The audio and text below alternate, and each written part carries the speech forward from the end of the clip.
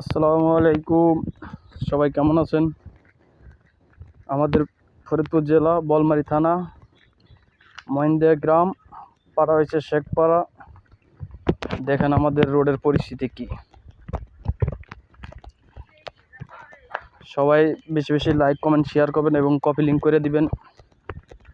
আমাদের এই রোডের কোনো উন্নয়নমূলক কাজ নেই, আর বাজেট আসলে তা বাজেটে হয় না। দেখেন অবস্থা, রোডের বেহাল দশা।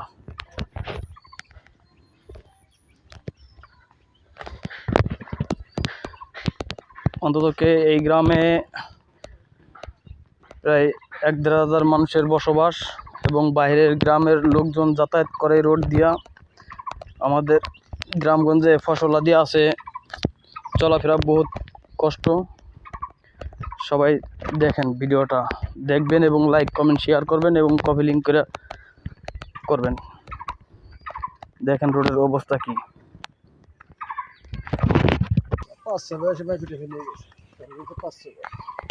সর্বোচ্চ ৫-৬ বার নিয়ে গেছে, কিন্তু কাজের কোনো উদ্যোগ নেই।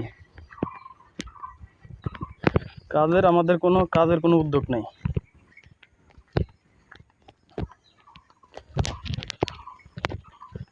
তুমি কি চাও এই রোড ভালো হোক নাকি? আমরা সবাই চাই এই রোড ভালো হোক।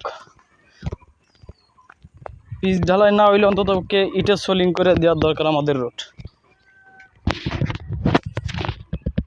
মাঠ ভরা সোনালী ফসল, কিন্তু রোডের অবস্থা খুবই ভয়ানক।